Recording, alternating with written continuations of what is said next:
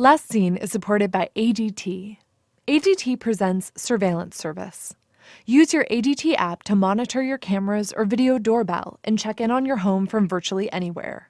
Visit ADT.com/podcast to learn more about how ADT can design and install your custom smart home. Backed by 24/7 protection. And by Samuel Adams. Since 1984, Samuel Adams has brewed Boston Lager the traditional way. Sam Adams lagers for over a month and uses only 100% heirloom hops from the Hallertau region in Germany. Glorious inefficiency in every sip. Boston Beer Company, Boston, Mass. Savor the flavor responsibly. Produced by WBUR and the Boston Globe.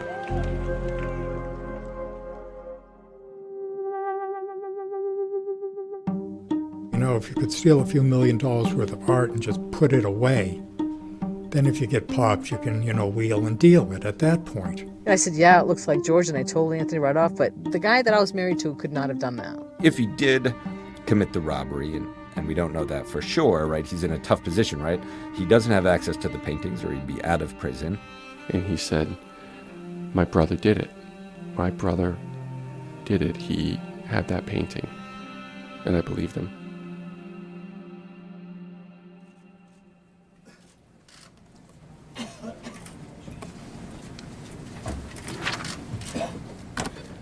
Okay, good afternoon, everybody. Great to have each of you here today. My name is Rick Delorier, and I'm the Special Agent in charge of the FBI's Boston Division. On March 18, 2013, the 23rd anniversary of the Isabella Stewart Gardner Museum robbery, the Boston FBI convened a press conference to discuss the case. In the previous 2+ decades, they'd never done anything like it. So in a room packed wall to wall with press, in air that must have felt taut with expectation, the then head of the Boston FBI spoke. For the first time, we can say with a high degree of confidence, we've determined that in the years since the theft, the art was transported to Connecticut and to the Philadelphia area. For example, recently, we determined that approximately a decade ago, some of the art was brought to Philadelphia where it was offered for sale. This was big. This was new. This was the FBI lifting the lid of secrecy on the Gardner case and inviting the public to peek inside. And what they showed us were the dots that they'd connected from Boston to Connecticut to Philadelphia. However, we do not know where the art is currently located. And with a high degree of confidence, we believe those responsible for the theft were members of a criminal organization with a base in the Mid-Atlantic states and in New England. This was the United States government saying, we figured out who committed the biggest art heist in history. We know where the criminals took the art after they stole it. There was just one problem. Look, when the FBI says we solved it, we know who did it, it's like, no, you don't, because you don't have the paintings. Boston Globe reporter Shelley Murphy has covered organized crime in Boston since the 1980s. You probably have stuff that we don't know that makes you pretty sure you know who did it. But based on what's been made public, it doesn't appear that there's ever been confirmed sighting of any of the paintings. When it comes to the investigation into the Gardner crime, the FBI has said so little. So when they came out and told this story, it felt like something major was about to happen. With today's announcement, we begin the final chapter. Previously, we asked for the public's help. It's been 5 years since that press conference. That's a pretty long final chapter. And that public statement remains the most specific the Boston FBI has ever been about what happened to the stolen art. In the absence of any new statements from the Boston FBI, we're going to follow the trail to scrutinize the story they told in 2013. Does it hold up?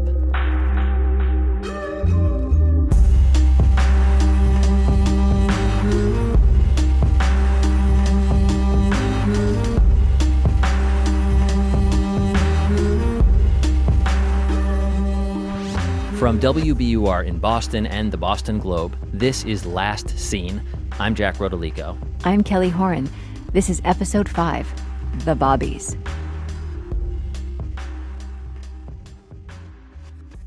Our story begins in a state the FBI didn't mention in the press conference, Maine, We're starting there because two separate confidential sources told two separate investigators, the case agent from the Boston FBI and the Gardner Museum's Anthony Amore, that that's where the stolen art was once hidden, presumably before it made its trip down the eastern seaboard to Philadelphia.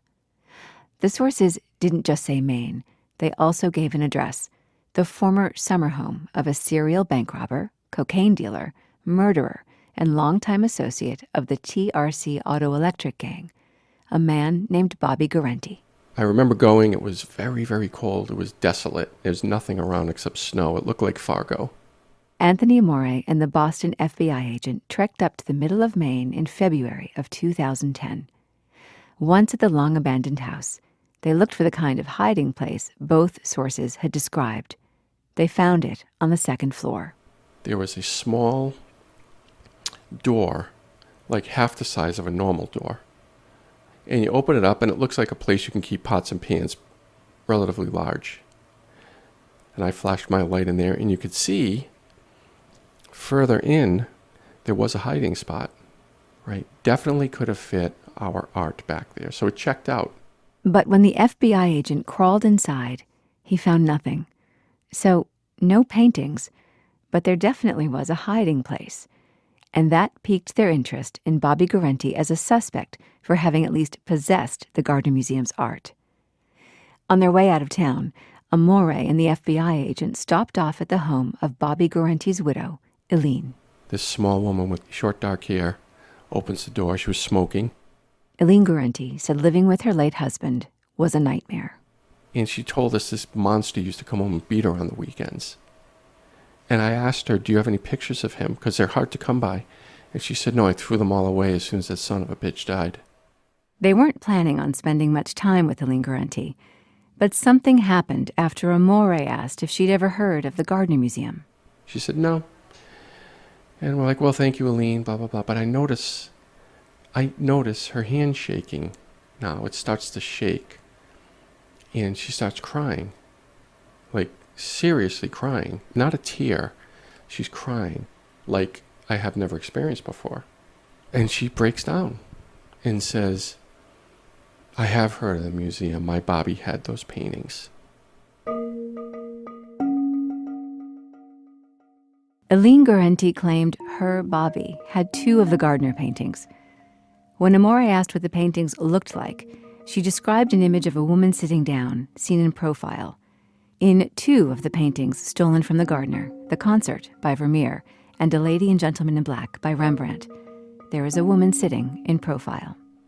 She told us a story about when Bobby got out of jail for the last time, that they went to Portland, Maine, and met with a friend of Bobby's and his wife, and they had dinner at a Howard Johnson's up there. Eileen Guarente said that during that dinner in 2003, her husband and this other guy walked out to the parking lot during the meal before coming back inside. And then on the ride home, he told her, you can stop worrying. I got rid of those paintings. And it's then she understood that he gave those paintings to the guy they were at dinner with. Whom did Bobby and Eileen Guarente have dinner with? Whom did Bobby Guarente allegedly give the paintings to? She said, I know it. It's at the tip of my tongue. He's a gambler. She was trying to remember. I think she said he cooked. Eileen Guarente paged through an old address book and found the name, Bobby Gentile. He had a nickname, the Cook. We walked out of the apartment, and we slowly and calmly walked to the car. And as soon as we noticed we were out of sight, we looked at each other, our eyes open wide, and we high-fived. And we've never done that before. I remember him saying to me, can you believe it? Can you believe it? Like, we finally had a big break in the case. This was 20 years after the Gardner heist. It had taken that long to get a high five. Anthony Amore and his FBI counterpart weren't leaving Maine with the paintings, but they were leaving with two names that would prove to be compelling suspects in the trafficking of the Gardner art, two gangsters named Bobby. In the case of Bobby Guarente, it validated investigators' long, hard look at the TRC Auto Electric Gang, because Bobby Guarente had been close to several members. Guarente was also connected to Bobby Gentile, a.k.a. the Cook. And it was that connection, these two Bobbies, that opened a new avenue of investigation, one that led to Connecticut. I asked one person in the criminal underworld who I had, I guess, the pleasure of knowing. And his quote to me was, "Bobby Gentile, best damn sausage and peppers I ever had." And the second I heard that, I'm like, he's really the Cook. This is Ryan McGuigan, Gentile's defense attorney. The FBI never mentioned Gentile by name at its press conference, but McGuigan says anytime the FBI says Connecticut, they mean Gentile. I mean, they could have just said it went from Boston to Philadelphia, but they didn't. They said it through Connecticut. The FBI went from Maine to Gentile's home in Manchester, Connecticut, and confronted him. Did Bobby Guarente give him the stolen art in a Maine parking lot 7 years earlier? He remembers distinctly the dinner because his wife ordered the double lobsters, which was the most expensive thing on the menu. And you've met my client, so you know that he's a bit parsimonious when it comes to paying for other people's stuff, so he was a bit miffed by that. But he certainly doesn't acknowledge receiving two very, very large paintings in the trunk of his car. Bobby Gentile had a criminal record stretching back to 1956. McGuigan says the FBI had no proof that Gentile had received the paintings in that Maine parking lot, so they asked for his help finding them. They gave him a letter of immunity from the U.S. Attorney's Office and reminded him he would be eligible for a $5 million reward from the museum. They asked him a lot of questions. He provided answers to the questions as best he could. I'm sure that they would claim that he was not as forthright as he should have been. He wasn't, according to federal prosecutors. They say Gentile flunked a lie detector test and lied to a grand jury. So, with no cooperation from Gentile, the FBI changed tactics. This time, they sent in an informant wearing a wire. And Gentile started talking, telling stories.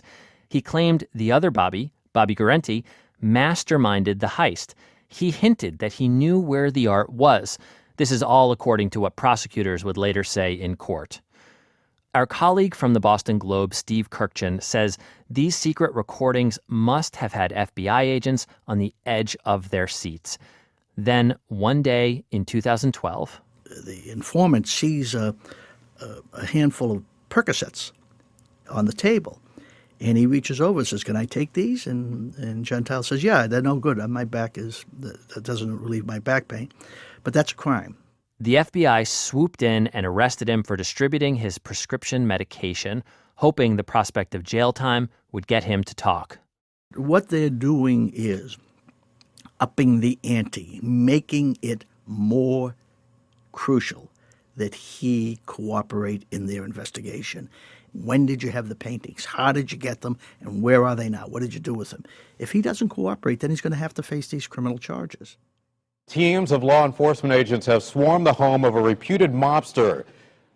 After Gentile's arrest, federal agents searched his Connecticut house, looking for the art. Good afternoon, Keith. You can see the federal agents. They're working under that canopy, a sort of command center they've set up right in the driveway. This is a mystery involving... Here's what the TV crews could see. Streams of men, some in dark suits, others in white coveralls, walking in and out of a house on a leafy suburban street. The federal agents swarming this modest ranch house early this morning. It's the home of 75-year-old Robert Gentile. Now, the feds here in Connecticut... From the street, here's what the TV cameras couldn't capture. Federal agents in Gentile's basement uncovering a small arsenal. Ammunition, guns, silencers, explosives, and lots of cash. And remember, the Gardner thieves conned their way into the museum by dressing up as cops. Once inside, they handcuffed the guards in the basement. While searching Gentile's house, FBI agents also found police caps and handcuffs. Steve Kurkjian says they found something else in that basement, too. They came up with one sheet of paper that listed all the 13 pieces of art that had been stolen from the museum and what each piece would get on the black market. What was that? A shopping list? A receipt? Whatever it was folded inside a 22-year-old copy of the Boston Herald, the first edition published with news that the Gardner had been looted.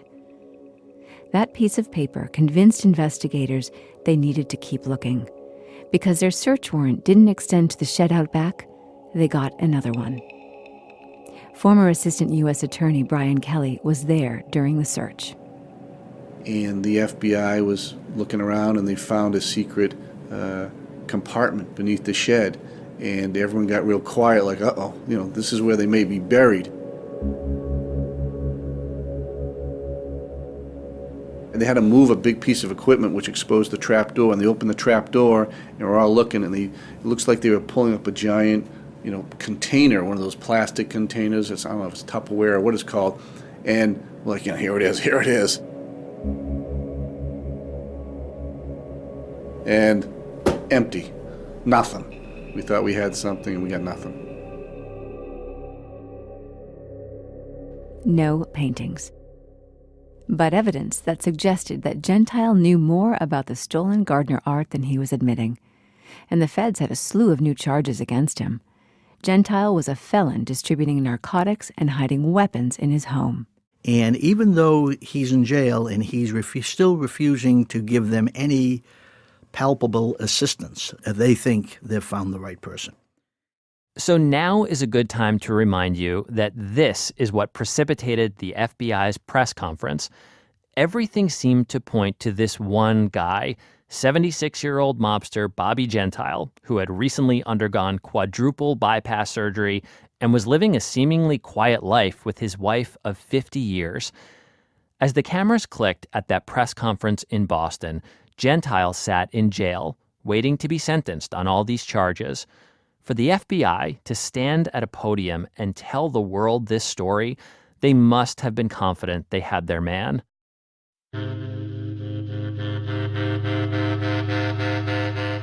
So what did Gentile do? He did not return the art and collect a hefty retirement.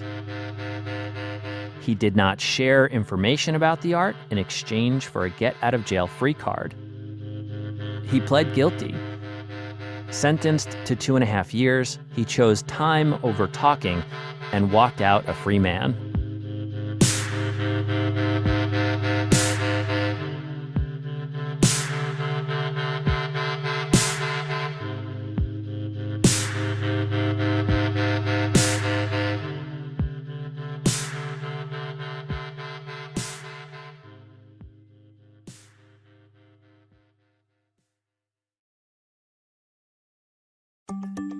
Last Seen is supported by ADT. ADT presents Surveillance Service. Surround yourself with peace of mind with video doorbells and indoor and outdoor cameras from ADT Security. Visit ADT.com/podcast to learn more about how ADT can design and install your custom smart home. Backed by 24/7 protection.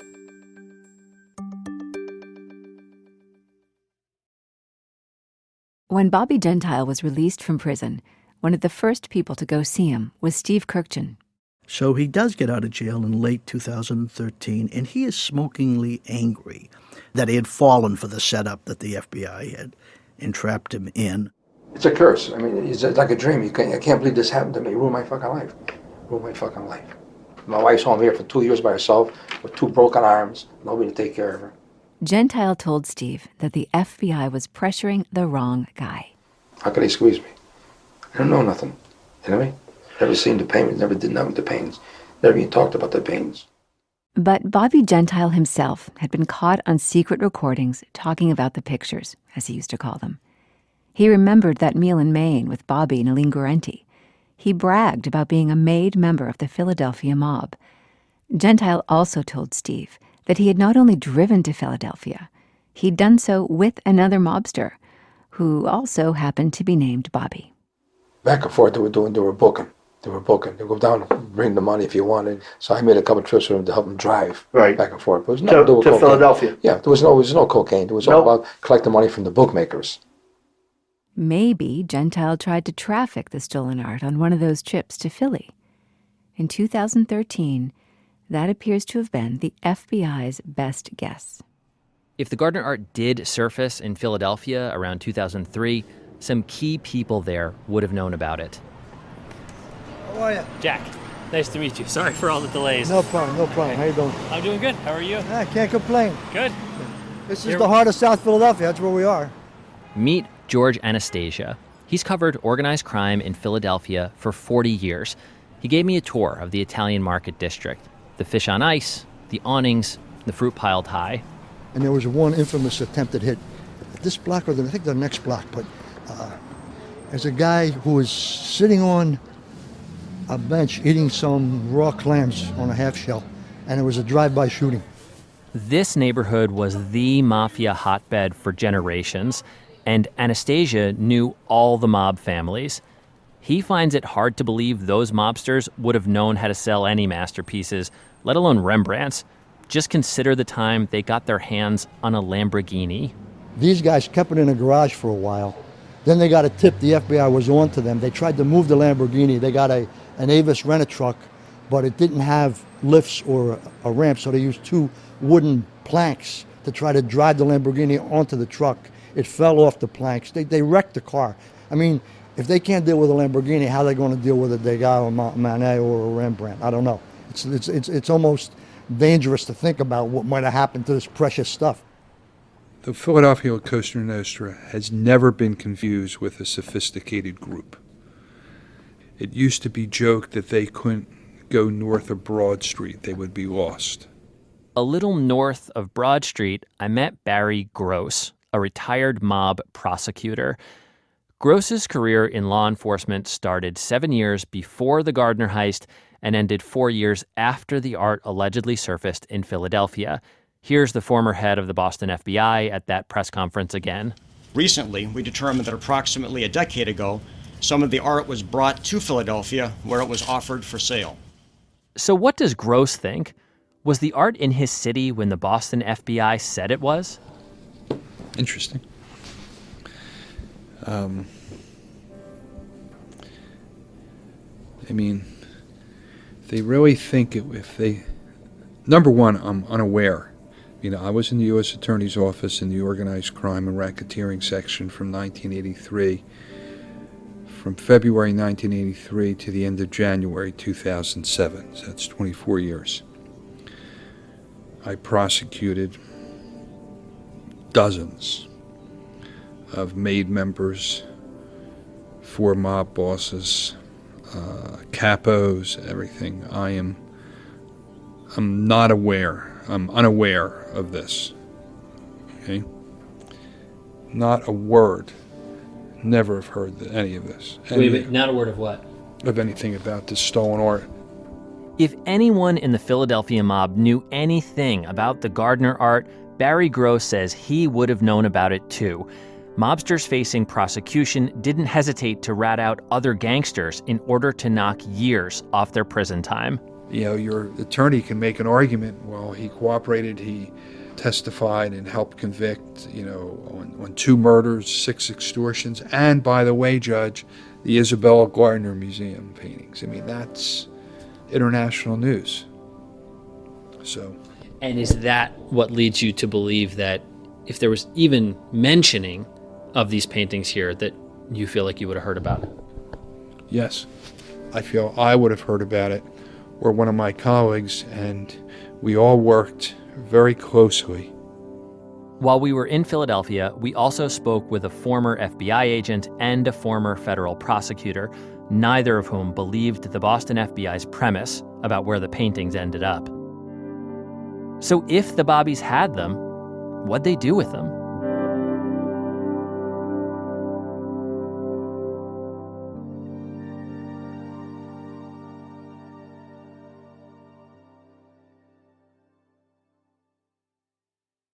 Last Seen is supported by Samuel Adams.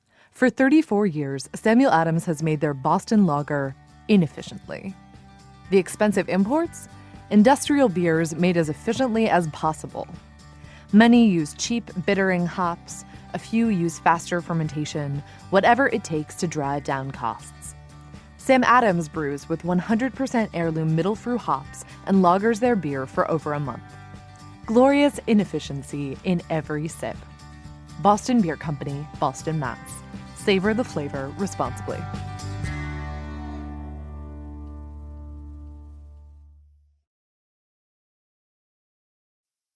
Hey, I'm Meghna Chakrabarty, and I want to tell you about another podcast you might enjoy from WBUR and the New York Times. It's called Modern Love, and it features actors like Jake Gyllenhaal, Greta Gerwig, and Angela Bassett performing true stories of love, loss, and redemption. I started my pediatrics residency on the cardiology unit, which was appropriate. My heart had a giant hole in it. Finally, I asked the question I really wanted answered. When will I die? Modern Love. Subscribe wherever you get your podcasts. Finding a cold trail in Philadelphia, we returned to the FBI's person of interest in Connecticut, Bobby Gentile. After he was released from prison, the FBI sent in more informants to try to set him up again. Any falsehood? Again. In 2015, the FBI arrested Gentile again, this time for selling a gun to a felon who happened to be the second informant to ensnare him. I believe with 100%, well, 99.9%, like ivory soap surety, that the two informants were paid very well by the FBI, and they wanted the gravy train to continue, so they would tell them anything. So all you're doing is you're hearing back the information that you're giving, and then you're saying, aha, it's confirmed what I believe. Well, no, it's not confirmed, you ding-dong. You just told the guy that, and he told you back the same information. It's just a hall of echoes. In the months before the arrest, federal prosecutors say they got Gentile on tape again insinuating he knew where the art was. Gentile's attorney, Ryan McGuigan, has listened to some of those undercover recordings. He claims Gentile never said anything incriminating about the art, and that in at least one instance, the FBI's transcript of the tapes doesn't match the tape recordings. Still, there have been many times when McGuigan has been frustrated with his client. You know how many times I've tried to beat him over the head, and I've tried to cajole him, I've tried to threaten him, everything I've tried. Starting with the premise that, you know what, he might know where these paintings are, and he's just, for some reason, the FBI's right and I'm wrong, and he's a sociopath and he thinks this is all funny, and he's playing a game. Steve Kurkjian has the same questions about Gentile, but he says just because the guy talks about the paintings doesn't mean he knows anything about them. I think he said more than once that he's a victim of his own con, and his own con being when in the right company, which are people he wants to impress. He includes this allure that he does have access to the paintings. Remember, for criminals who have only ever known the wrong side of the law, there's an almost irresistible urge to connect themselves to a big, headline-grabbing crime. Maybe that's all Gentile was doing, posturing. Whom are you to believe? Is this Bobby the con man talking? Or does Bobby really have a deeper story of his involvement with the Gardner paintings? And so you can see how the FBI would want to continue this dance with him, right, because he keeps saying things that gives anybody reasonable, the sense that he really does have access to the paintings. What I believe is that Bobby Gentile knows something about our paintings and will not tell us. The Gardner's Anthony Amore doesn't buy that Gentile doesn't know anything. If tomorrow there's a knock at the door at the museum and the Japanese Yakuza has our paintings, I would say, how do you know Bobby Gentile? I've never in my life conversed with someone so willing to lie about things that were demonstrably true than him. He knows something and he will not tell us. Ryan McGuigan knows his client made it easy for the government by repeatedly committing crimes they could hold over him. But, he asks, what has that leverage gotten the government? Twice, Gentile received prison sentences that could have ensured he died behind bars. Both times, he didn't give up any information about the stolen art. These are the same tactics, with the same outcome, that the Boston FBI used on the TRC Auto Electric gang. And it has to make you wonder, do these guys know something or not? Is there just a whole class of criminal who would rather serve time and even die in prison than cooperate with the feds? McGuigan says there was this one moment, more than any other, that convinced him that, in spite of the FBI's belief that Gentile knows something, He's not their guy. In September 2016, McGuigan got a call from a prison hospital in North Carolina. His client was on his deathbed. He flew from Connecticut to be by Gentile's side. And I looked up and his eyes were looking right at me. And he said, it's you, it's you, it's you, it's my lawyer. And he kept saying, I can't die here, I can't die here, I can't die here. And I told him, I don't know if it was coldly or just matter-of-factly, that you're going to die. And I told him that if you tell me where the paintings are, or anything more about the paintings that I need to know, I can guarantee you that I will have you on a medevac plane and you can die in your bed this very night with your wife. Forget about $5 million. Forget about $10 million. Forget about anything. At the end of your life, what is the thing that's most important? And he had tears coming down both the sides of his face. And he said, but there ain't no paintings. And I looked at a defeated man, in the face of a defeated man. After that day, I've never entertained a thought that that man has any idea what the paintings are. Because that day, any human being would tell you. Gentile survived that ordeal. He'll be 82 when he gets out of prison late this year.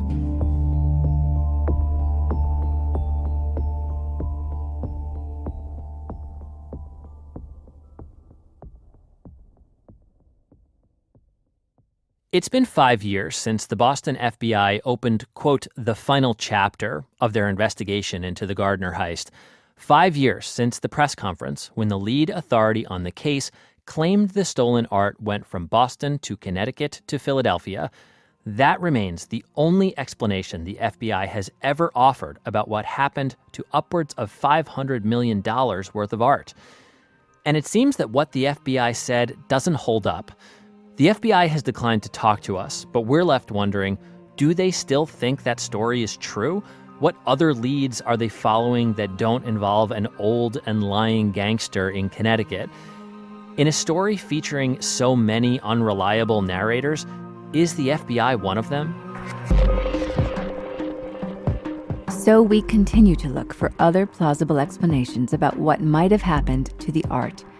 And while we were in Philadelphia, we sat down with a former FBI agent, a retired art recovery expert who had a wild tale to tell about the Gardners' lost masterpieces. And his story wasn't about Italian-American mobsters from the eastern seaboard. Next time, French gangsters in Miami, an undercover operation on a yacht, and allegations of misconduct against the Boston FBI. It was a high-profile case where there was a lot of potential for individual glory, and, that's when people in the government are at their worst.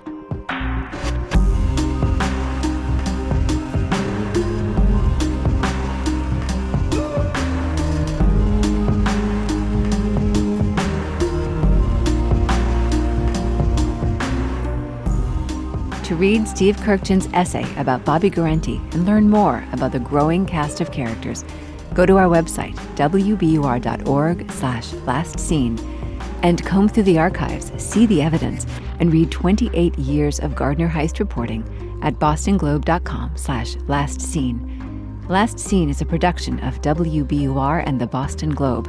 Our consulting producer is Stephen Kurkjian. Production and sound design by John Perotti. Eve Zukoff is our production assistant. Additional production by Catherine Brewer. Our digital team is Amy Gorell, Tiffany Campbell, Daigo Fujiwara, Jesse Costa, and Elizabeth Gillis.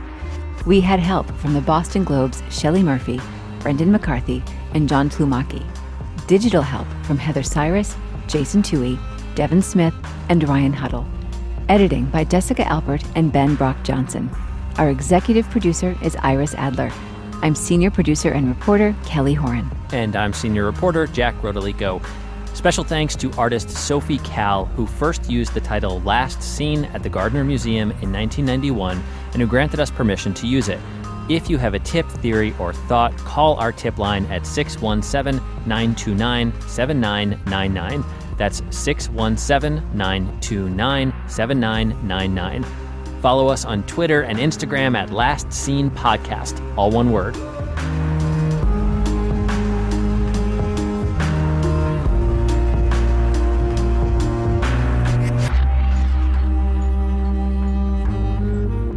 this crime family, they were hijacking stuff. They hijacked a tractor trailer load of baby formula and couldn't move it.